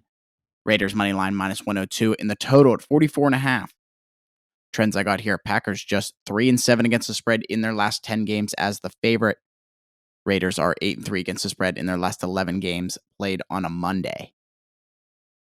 Let's jump right into this one here in Las Vegas. Huff, what do you think? Yeah, this is going to be a good Monday Night Football game. Two classic franchises, the Raiders and the Packers. So definitely a game I am looking forward to. I hope Jimmy G plays because I'm definitely leaning on the Raiders in this game. I think they could definitely pick up a win here in a pick'em spot. I've been big on these Packers, but Vegas, tough place to play. Monday Night Football. The lights are bright for Jordan Love there. I'm still big on him in this Packers team. Just in this specific spot, I think I like the Raiders to squeak out a home win. Yeah, I'm different on you than for the season on Green Bay, but I do kind of like them in this spot. I mean, they played last Thursday. They're getting an 11-day rest. They're playing Monday night. Um, Vegas hasn't been steady. That defense has been slow. It's a good game for Jordan Love to just be able to do his thing. He did it the first 2-3 weeks, so pretty rough game last week against the Lions. But I like for him to do his thing. Jimmy G, is he questionable? He's questionable right now. I'd only take the Raiders if he plays. Yeah, that's tough right there. But I like this. I think this Packers team is more sound than I thought they were, and they should be able to get it done here in Las Vegas. The Vegas team doesn't really impress me very much. I think this is actually going to be a really good Monday Night Football game. Two solid teams, middle of the pack here. I'm siding with the Packers here, kind of like Huff is. I'm high on this team. I think Jones and Dillon really get back after it. They've been stymied last week, and now they're playing that weak Raiders defense here. I expect them both, at least Jones, to get in the end zone. But then again, they like to bring Dillon in on the goal line. But Jalen Reed stepped up last week. You have Christian Watson back in the fold. This Packers team's good, and that defense is really good. So whoever it is, Aiden O'Connell or Jimmy Garoppolo, they're going to be throwing picks, I think, to that defense. A lot of pressure coming at them. Josh Jacobs is going to have a tough day sledding, and I don't even know if Devontae Adams likes playing there anymore. I know he doesn't, actually. So I don't see much for this team. Only thing is you got to contain Max Crosby on the other side for the Raiders. Give me the Packers money line, though, for sure. Even though in the last primetime game they fucked us over, I'm going to ride it again. Monday Night Football here in Week 5. Going to be a great Week 5. The Browns, the Chargers, the Seahawks, and the Bucks with byes this week. So lots to look forward to going into Week 6 next week. That's all we got for Week 5.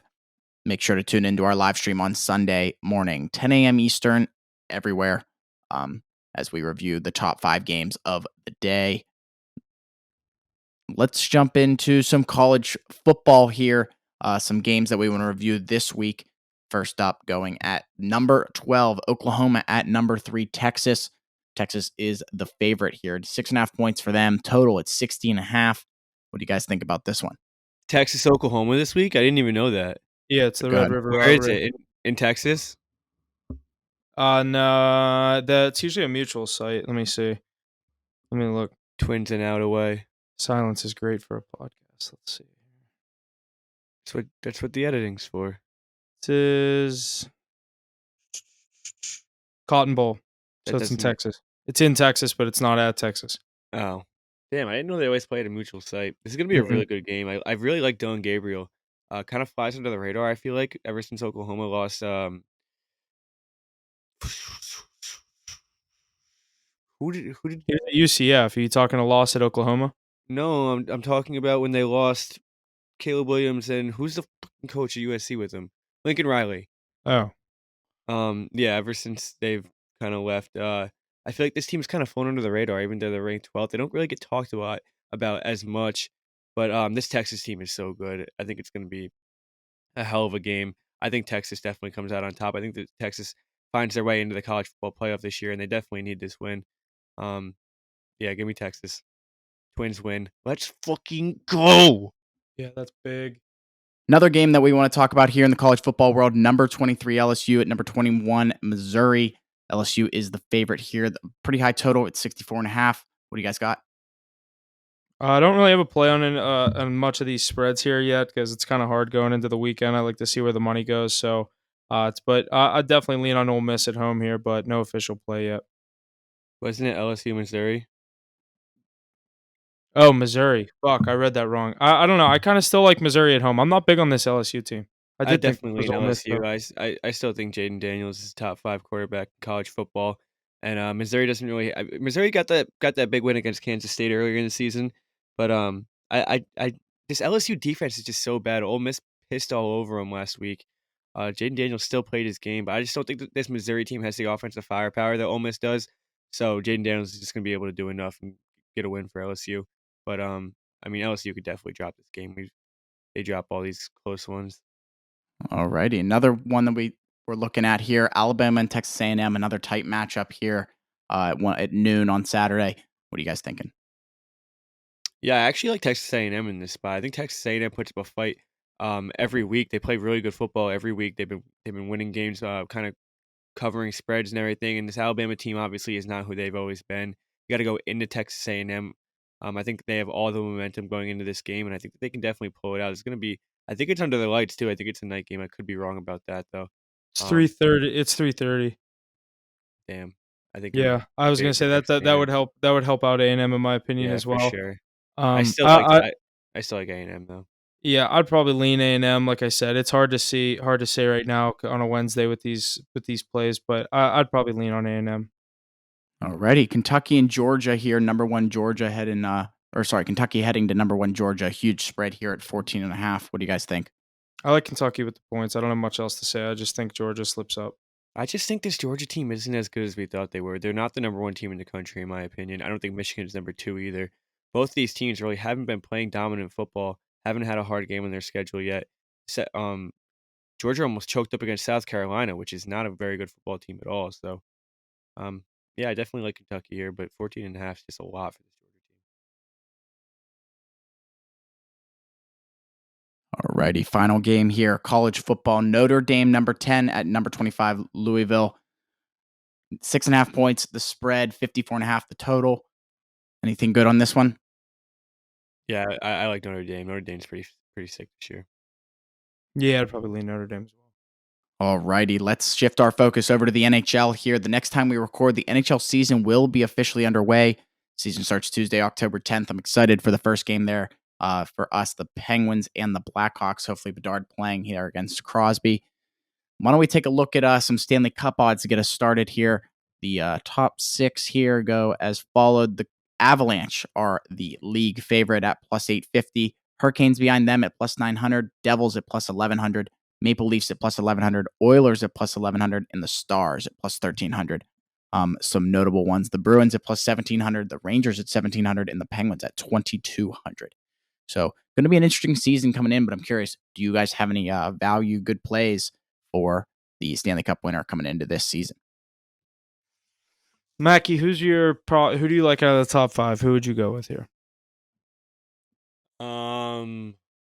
I don't know. I don't really. I like the Hurricanes, dude, but I can't. I was gonna say I just don't like the value on them because they suck in the playoffs. So I That probably can't do it roster with is the Hurricanes. stacked. And the thing that scares me with the Devils is how good the division is. So I don't know. I'd probably lean Devils / Devils are Heat. a few years out, I think. Yeah, that's how I don't know. That division's so tough. I'd probably go Leafs and then a value play. I kind of like the Kings at 20-1. Nah, dude, I can't. Every year, so like everyone wants to get on them. 2 years ago, they put up a fight. Last year, they shit the bed, man. Well, I mean, they got the Oilers. That was the one year the Oilers decided to maybe do something. And And then they blew Huff, it to you my just said Vegas my night. pick there. The 9-1 Edmonton Oilers. Connor McDavid's winning a Stanley Cup in our lifetime. I think he I can. don't think he is. I like the value to do it this year. You don't think he's going to win a Stanley Cup ever? Not in Edmonton. Not until he Not gets his in ass out of Edmonton. Edmonton. If I like that team with those odds. Another long shot play. I like 16-1 on the Dallas Stars. I think they have a great roster, top to bottom. I think that the goalie's going to step up more so in the playoffs. Love everything they got going on there. Great mix of youth and veteran presence. Deep lineup there down in Dallas, and they always find themselves in these game sevens in the playoffs. So one will end up on their side. Otter's too good to play like he did last year. Come down the stretch, 16-1. Love those odds. Edmonton Oilers 9-1. But I'll ride with the Stars. I'll throw on it right now. Going to be an interesting season here. I'm not too sure who I like, but those Hurricanes are nasty. Um, Devils few years out, like you guys said. Oilers I don't think they're going to make it happen. I don't think the Avs are going to make it happen again. I mean, Vegas is always pesky. I think it's going to be a fun year. I'm excited for it. We're just days away. Let's jump into. Do you guys want to jump into the conferences? Let me see what odds we have listed here. I don't know where the I fuck just my threw NHL 20 on both the Stars and then the Oilers. Just because you said that. Let me see. That's 20 win 320 on the Stars though. Why not? See, That's a good. I was team. gonna say, I think you can get better value in the Eastern Conference with some of these teams to win With the rather than Bolts. taking them to win outright. Yeah, like I was gonna say, like you can get the Lightning at plus 750 to win the Eastern Conference. That's not terrible. in a team that still has all their guys there, should What still about be the Buffalo have everyone Sabres? there. They're not going to do it, but what are their odds? What are their? I was gonna say I thought I saw they're pretty far 18-1 to win the I have East. 20-1. Yeah, so that's why, like we always say, futures, you got to look at different books because there's some of them when you get down there, like what do you have, for example, like just say Detroit, 35-1. so you have 38. So it's like if you're throwing some significant money on that, that's a lot of money and an odds difference. You know what I mean? When you get towards the bottom of the teams, yeah, the lines are crazy. You got a line shop there. You can get like a 1,000-point difference on some. I was of gonna them. say you can get some team that's plus 1,200 on one book to like not even that low. Like I'm saying like plus 2,500, and you can get like a plus 3,500 on another book. Right. Carolina Hurricanes to win the East. I do like that bet at plus 425. It's a regular season award too, so they could definitely take that one.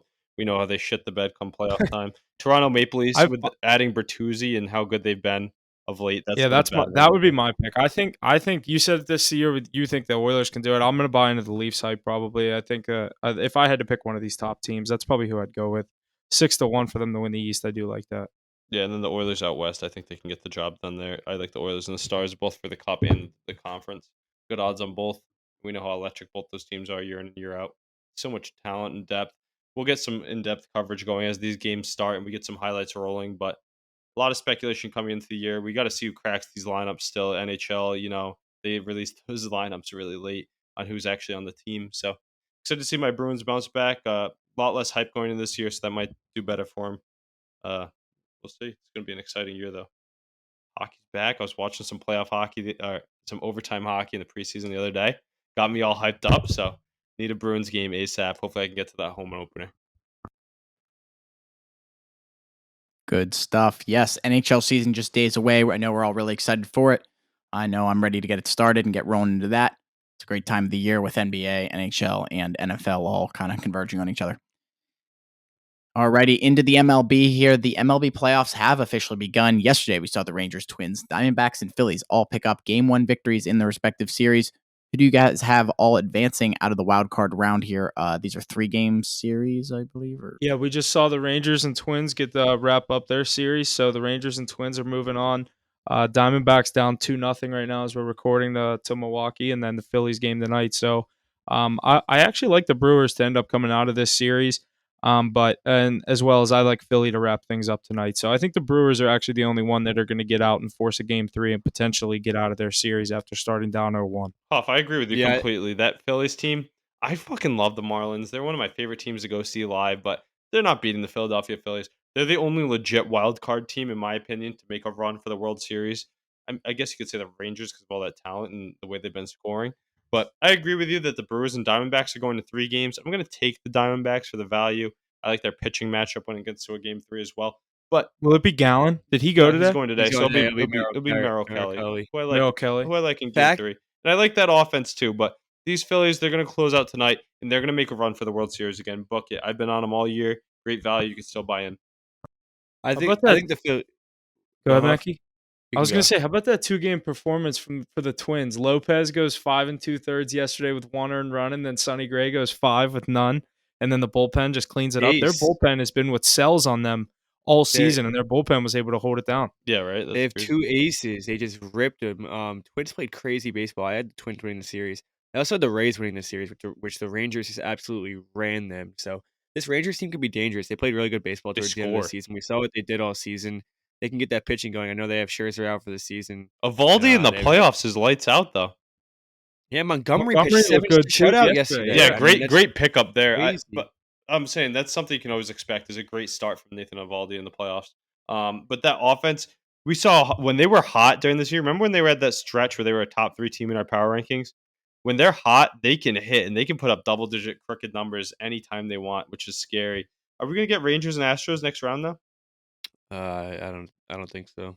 Oh, we're getting. Who would have to? If we're getting Twins and Astros, I'm hammering the Astros. Nah, yeah, we're getting Twins and Astros. We are. Puff, let's go. Let's go. We've been on those Astros with the futures all year long, and now they get the Minnesota Twins in the second round to go to the AL to go to the ALCS. Oh my god. Let's look at that Texas Rangers and Baltimore Orioles series, though. What do you guys think? I like the Rangers, I think. I think so too. I mean, this Orioles team, we've been high on them all year. They played great baseball for 162 games, but I mean, the postseason's a different animal. And I think don't know this if I have series prices yet for the No, next they won't round. be out yet. They just concluded today, but there's a line on game 1. Yeah, Orioles the are Orioles minus are favored. 130. but Yeah. jumping over to the Western side, don't Mac, know, you dude. I agree kinda with like I have Baltimore. I have series odds for Orioles Rangers. Hear and it, stuff. What let's is it? hear it. Orioles Rangers are minus 110 apiece. Oh, I God. knew I- it. I hate saw Astros that. Twins are Astros minus 122. Twins plus 100. I love the Astros and I like the Orioles. That's a I love the crazy Astros, line. bro. I love the I- Astros. I'm rolling with the Twinnies. Uh, I hate the Astros. Fuck the Astros. I thought you were a I Mets like this fan. Why Twins do you team a care about lot. the Astros? I actually like this Twins team a lot. I think they're Good. homosexuals. Sorry, Jesse. You can cut that out. I don't think he's offended. Just bleep it. It'd be funny I if you can just just bleep bleep. it. Yeah. Okay. Yeah. Nobody will ever know what I said. Yeah, they cheat. They have to guess. They cheat though. They're gonna- They You're cheat. gonna guess faggot. But Mackie, They can guess all they want. But Yeah, if they it can guess all doesn't- they want. isn't explicit. We can, Mackie. If anyone asks you, you just said they're stupid. Yeah. I said another word for stupid. yeah, but We're just gonna be like, Huff, don't- I'm loving that don't worry Astros about line. it. That's nuts. Do we buy back in? I might have to. I feel like it should be Astros like minus 145, minus 150. I think it's a crazy line. Yeah, that's- Kind of sketchy if you ask me. Right? Give me but I Twins gotta- money line. Give I'm me Sonny biting the Gray. cheese on that one. Oh, Huff. Dude, the Astros are too good at home. They really Astros are. suck. And in the They play good playoffs. baseball. And in the playoffs. On the I other wanna see side, that team though, crash and burn. Mac, you didn't say this though. Who do you think comes out of that Brewers Diamondback series? I think it goes 3 as well. I know they're up early right here, but Yeah, no, I actually did. Well, I liked Zach Gallen. I thought it was going to be a 1-0 game, Diamondbacks through 5, and then I thought Zach Gallen was going to come out, and I thought the Brewers were actually going to end up winning this game. But I mean, going into Game 3, Merrill Kelly is a dog, and I can't even tell you who's going to go for the Brewers. Is it going to be that Rio guy, whatever his name Colin is? Ray. Yeah, is that his name? Right. Probably. I mean that just favors the Diamondbacks heavy if they can get their bats going. I mean, Corbin Carroll leads that offense, 2-run shot Patel last Marte. night. Yeah, I mean that if that offense can get going, I do like the Diamondbacks with the value in that series. Me too. Give me the Diamondbacks here. We've been high on them all year long. I think they might even be able to come back in Game 2 tonight, but we'll have to see how that pans out. But this will be fun to watch as we go down the stretch. If you start fat in Game 1 and you end up winning it, I mean, you better. That win was the solid series. all year, though. Don't let that go undermined. Yeah, but I mean, it's a clear 1 and 2, and he's 3. I think it's just the way it So I'm lined up. saying Just if so you're they able could- to, it's just the way it lined up, just because that's how they were able to get in, right? no, that was definitely a business decision, You think? 100%. Like it, yeah. Roll Diamondbacks, though. I want to see them go on to the next round. Alrighty, good stuff there, boys. Do you want to run through here? Let's run through some World Series odds here real quick. The Braves are leading the Trouse at plus 260, Astros at plus 450, Dodgers plus 470, Orioles at plus 700, Twins plus 800, Rangers plus 900, Phillies plus 1,000, Diamondbacks plus 2,300, Brewers plus 2,400, and finish it off, Miami Marlins plus 7,500. I'll keep it quick. I like the Braves to win it all. The Astros have a decent number, but the best price is the Phillies 10 to 1. And I was on it a long time. I've been saying it all Yeah. year, Huff. That's a plus 1,000 right now. That's a good team. And they're getting hot at the right time. Aaron Nola, Zach Wheeler. They brought in that guy from Lorenzen, the righty from Detroit. Then they have Bryce Harper in the playoffs. They have Trey Turner. And then the rest of the lineup's been playing well. Young guys like Stott stepping up to the plate. But I just think there's so much star power. This is not who you want to see if you're a powerhouse destined for a World Series. Yeah, I mean they're gonna get matched up against either the Dodgers or the Braves next series, and I don't see any team getting past either of them this year. I know we've said that year in and year out, but especially the Braves. I mean, you get that team right now, and you're kind of drawing dead in my opinion. Dodgers are playing just as good as baseball as them in the past few weeks, if not better. So I mean, I think it's kind of inevitable that we end up with Dodgers Braves in the NLCS, but if there is going to be anyone to upset them, it is going to be those Phillies. I think a good bet might be whoever doesn't play the Phillies in the second round, you take them to win the World Series right there. And they're probably It'll be the Braves. Yes. Phillies will play the Dodgers. So then you take the Braves right then. That wouldn't be a bad play in my opinion. Phillies Braves NLCS though would be pretty crazy too. Rivals, I don't know. division rivals. I don't know. But We those could, Dodgers, you can't count them out. They have the most talent besides they're good. They're Nah, good. Braves got the most That's what I talent. meant, not the Astros. I meant to say Yeah, Atlanta. yeah, But yeah. I agree. yeah, that's you can't count out the Dodgers. Dodgers, Braves, Astros, three of the scariest teams you can see on your schedule. Value in the Phillies and Rangers just for their star power. I mean, definitely at least the two best teams in the league. You got to say Phillies. I think Philly would be able to run it out in the AL this year. They started slow. Alrighty, boys. I think that's going to wrap up everything we got this week here. NFL Week 5, just days away from the NHL and NBA regular seasons. Not much else for me to add. Anything else, boys? Yeah, that's going to do it for me. I think it's going to do it for everyone. Good episode. Lots of playoff baseball going on. Like we said, next time we talk, NHL hockey is going to be on. Then we know NBA season's right around the corner, even though I always say the NBA doesn't start until Christmas. But we're going to get some good hockey action and some playoff baseball for the next couple of weeks. NFL, obviously, week 5 coming up Thursday night this week. Big college football slate this week to look forward to. Lots going on in the sports world. October's finally here. The second, if not the best sports month in the world. So we finally made it. Other than that, thanks for listening. We'll see you guys next week. Make sure you tune in for the live stream on Sunday. Other than that, make sure you like, follow, subscribe, wherever, the whole 9 yards. Other than that, thanks for listening. We'll see you next week. Couldn't have said it better myself, Huff. Only thing I want to add in there is come next week, you'll still see me leading the card in the NFL. So let's keep eating, boys. Get back in the green. Need an all plus this week.